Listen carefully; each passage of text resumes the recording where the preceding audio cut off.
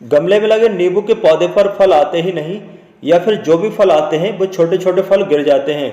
नींबू के पौधे पर फूल तो बहुत सारे बनते हैं, लेकिन वो फूल फल में कन्वर्ट नहीं हो पाते। गमले में लगे नींबू के पौधे से कैसे ज़्यादा फल प्राप्त करें? अगर आपका भी यही सवाल है तो आज की ये वीडियो आप कंप्लीट देखें, क्योंकि आज की इस वीडियो में मैं आपको बताऊंगा आपके नींबू के पौधे के लिए एक खास फर्टिलाइजर, जिसका इस्तेमाल अगर आप अपने नींबू के पौधे में कर लेते हैं तो आपका नींबू का पौधा फलों फूलों से भर जाएगा। इसके अलावा अगर आप हमारी ये वीडियो फेसबुक पर देख रहे हैं तो हमारे पेज को लाइक और हमारे चैनल को सब्सक्राइब जरूर कर लें।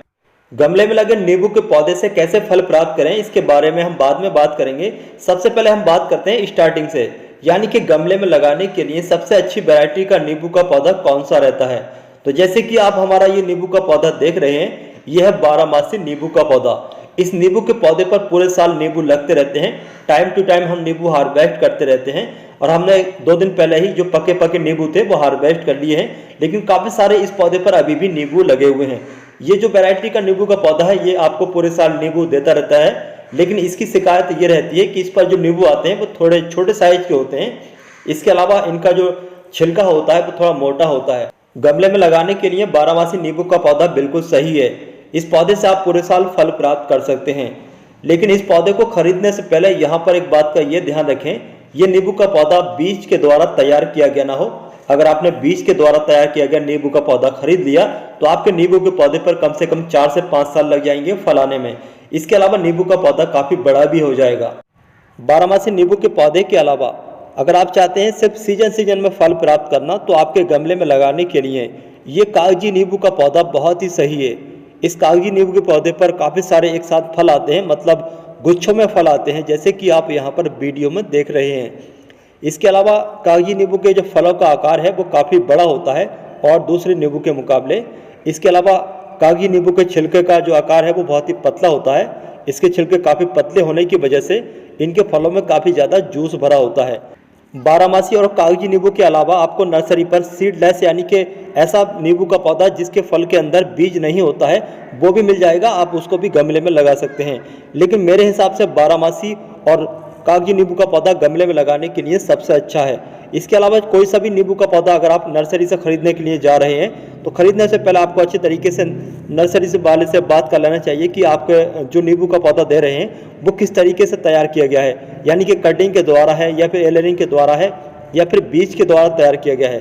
तो आपको जो नींबू का पौधा खरीदना है वो एलरिंग के द्वारा तैयार किया गया नींबू का पौधा खरीदना है। ऐसे नींबू के पौधे पर बहुत ही कम समय में नींबू आ जाते हैं। हमारा जो आप ये नींबू का पौधा देख रहे हैं, इस पर जो पत्तियां थी वो धीरे धीरे झड़ रही हैं। पत्तियां क्यों झड़ रही हैं तो मैं आपको बता दूं, सर्दी का मौसम स्टार्ट हो चुका है और सर्दी के मौसम में नींबू के पौधे का डोरमेंसी पीरियड होता है, यानी कि पतझड़ का मौसम होता है। सर्दी के मौसम में नींबू के पौधे की पत्तियां धीरे धीरे पीली होकर के झड़ने लगती हैं, सिर्फ टहनियाँ ही बाकी बचती हैं।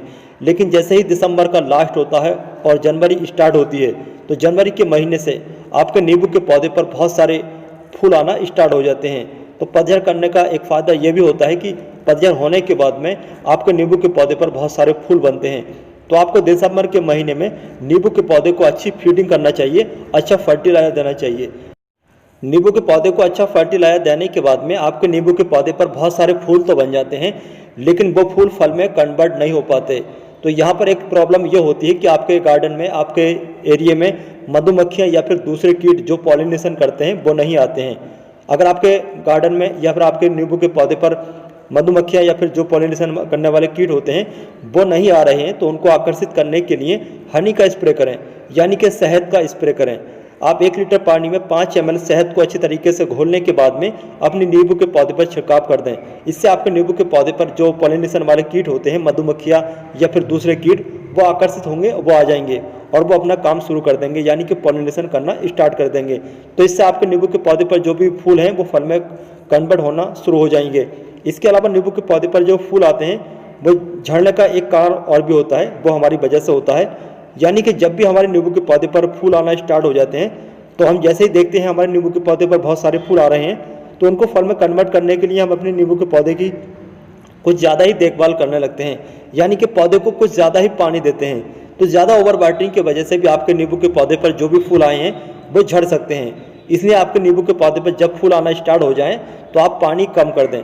आप देख लें आपके पौधे की मिट्टी की ऊपर की लेयर हल्की ड्राई हो चुकी है, तभी पानी दें।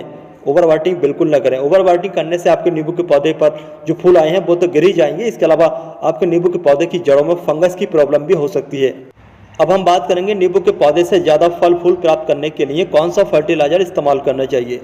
तो नींबू के पौधे से ज़्यादा फल फूल प्राप्त करने के लिए आपको 2 तरह के फर्टिलाइजर इस्तेमाल करने होंगे। आपके नींबू के पौधे पर जैसे ही पतझड़ हो जाए और पतझड़ होने के बाद में जैसे ही आपके नींबू के पौधे पर हल्के हल्के फूल बनना स्टार्ट हो जाएं, तो आपको ये दोनों तरह के फर्टिलाइजर इस्तेमाल करने होंगे। यह है दोस्तों यूज की गई चाय की पत्ती, यानी कि चाय बनने के बाद में जो चाय की पत्ती बचती है उसको हम बेकार समझ के फेंक देते हैं, लेकिन फेंकने के बजाय इस चाय की पत्ती को अच्छी तरीके से धोने के बाद हम अपने नींबू के पौधे में इस्तेमाल कर सकते हैं। इसके इस्तेमाल करने से हमारे नींबू के पौधे पर बहुत सारे फूल आएंगे।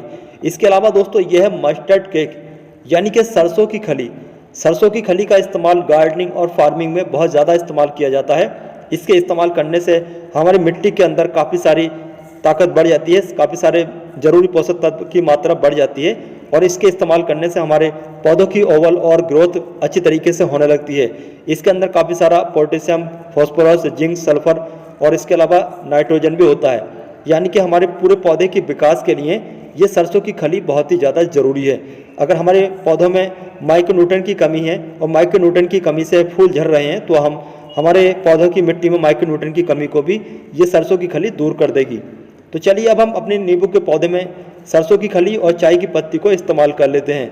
लेकिन इस्तेमाल करने से पहले हमें नींबू के पौधे की मिट्टी की हल्की हल्की गुड़ाई कर लेनी होगी। गुड़ाई करने का फ़ायदा ये होता है कि जड़ों को हल्की हल्की हवा लग जाती है, एरेशन सिस्टम सही हो जाता है। इसके अलावा हम जो भी फर्टिलाइजर इस्तेमाल करते हैं वो हमारे पौधे की जड़ों तक आसानी से पहुंच जाता है, पौधों को जल्दी मिल जाता है, जिससे पौधा अच्छी तरीके से विकास करने लगता है। हमारा जो ये पौधा लगा है ये 18 इंच के गमले में लगा है। 18 इंच के गमले में हम 4 ग्राम चाय की पत्ती का इस्तेमाल कर रहे हैं। अगर आपका गमला छोटा है तो आप उसी हिसाब से कम चाय की पत्ती का इस्तेमाल कर सकते हैं। वैसे इसका कोई साइड इफेक्ट नहीं होता है, अगर आप थोड़ा बहुत ज़्यादा भी इस्तेमाल करते हैं तो आपके पौधे पर कोई भी नुकसान होने वाला नहीं है। इसके अलावा हम यहाँ पर जो ये मस्टर्ड केक का पाउडर हमने बना लिया है, इसका इस्तेमाल हमने कम से कम 8 ग्राम करा है। 18 इंच के गमले में हम 8 ग्राम मस्टर्ड केक का पाउडर इस्तेमाल कर रहे हैं। पौधे की मिट्टी के ऊपर से फर्टिलाइजर डालने के बाद में अच्छी तरीके से फर्टिलाइजर को पौधे की मिट्टी में मिक्स कर देंगे, जिससे कि फर्टिलाइजर का असर पौधे की रूट तक जल्दी पहुंचे। फर्टिलाइजर अच्छे तरीके से मिक्स करने के बाद में अब हम अच्छी तरीके से पानी देंगे, यानी कि हम जितना पानी डेली देते हैं उसके हिसाब से पानी ज़्यादा देंगे। फर्टिलाइजर ऐड करने के बाद में अगर हम पानी ज़्यादा देते हैं तो हमारे पौधे पर ज़्यादा तेज़ी से फूल बनने के चांस होते हैं।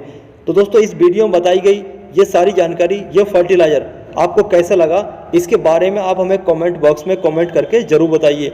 अगर आपको आज की हमारी ये वीडियो पसंद आती है तो इस वीडियो को लाइक करने के साथ अपने दोस्तों या फिर रिश्तेदारों के साथ शेयर ज़रूर करें, जिससे कि इस वीडियो का फ़ायदा आपके दोस्तों या फिर रिश्तेदारों को भी हो।